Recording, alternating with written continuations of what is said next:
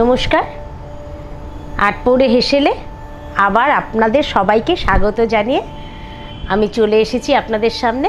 ঠাকুরবাড়ির প্রায় সবাই ভোজন রসিক ছিলেন আর রীতিমতো রান্না নিয়ে চর্চাও হতো। আজকে চলে এসেছি রবি ঠাকুরের একটি প্রিয় রান্না নিয়ে, বেগুনের ঝাল পোস্ত। তো আসুন দেখে নিই বেগুনের ঝাল পোস্ত বানাতে আমি কি নিয়ে নিয়েছি। বেগুনের ঝাল পোস্ত বানানোর জন্য আমি দুটো বেগুনকে টুকরো করে কেটে নিয়েছি সর্ষের তেল, টক দই, পোস্ত বাটা, শুকনো লঙ্কা বাটা, নুন, চিনি আর কয়েকটি গোটা কাঁচা লঙ্কা। শুরু করে দিলাম রান্নাটি।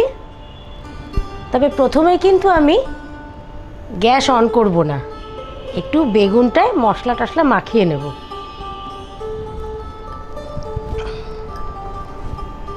একটা কড়াইতে আমি বেগুনগুলো নিয়ে নিচ্ছি, পোস্ত বাটা নিয়ে নিচ্ছি,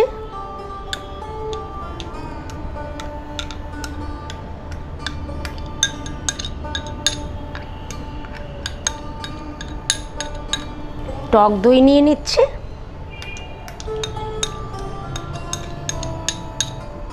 শুকনো লঙ্কা বাটাটা নিয়ে নিচ্ছি।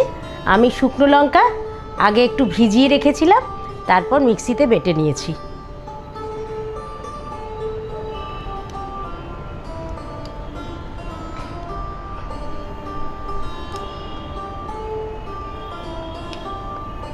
আমি হাফ চামচ মতো দিলাম, আপনারা আপনাদের ঝাল কীরকম খান সেই অনুযায়ী দেবেন। আর নিয়ে নিচ্ছি নুন,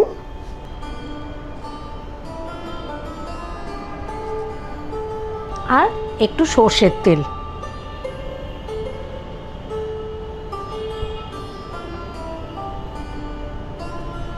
এবার বেগুনগুলো খুব ভালো করে মাখিয়ে নেব।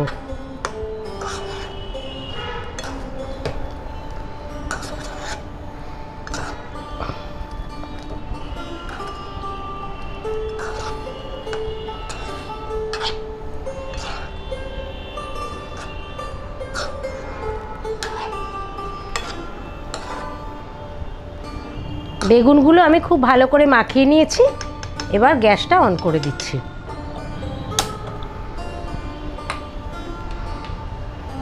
সামান্য একটু জল দেব।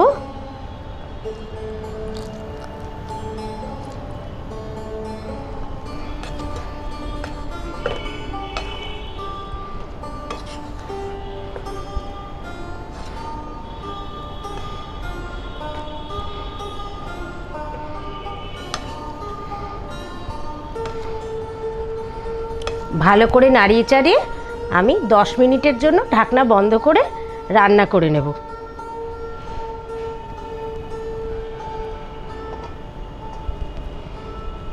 ঢাকনা বন্ধ করে রেখে গিয়েছিলাম, ঢাকনা খুলে নিচ্ছি।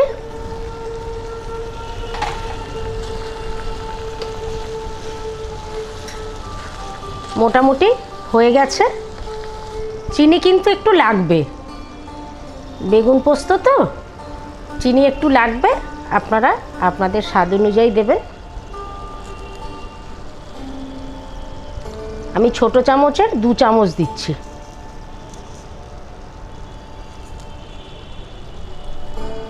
একটু সর্ষের তেল দিয়ে দিচ্ছি আবারও।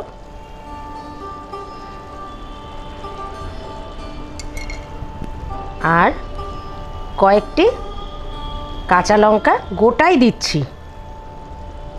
যাদের ঝাল কম লাগবে তারা এই কাঁচা লঙ্কাগুলো দিয়ে ভাত দিয়ে মেখে খাবেন।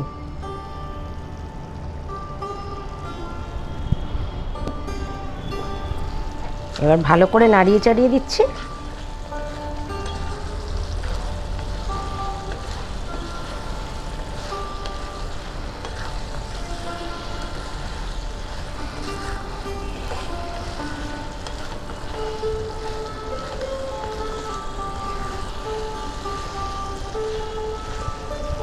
তৈরি হয়ে গেছে বেগুনের ঝাল পোস্ত। পরিবেশন করে দিচ্ছি।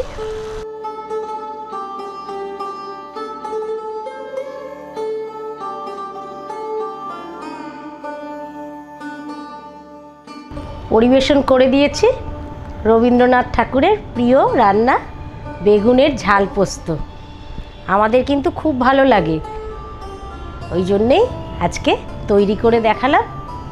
আপনাদের কেমন লাগলো অবশ্যই কমেন্ট করে আমাকে জানাবেন, আর প্রচুর শেয়ার করুন। শেয়ার না করলে সবাই দেখবে কি করে।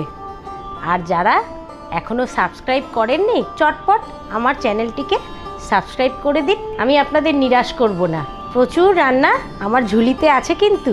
তাহলে আজকে আসি, নমস্কার।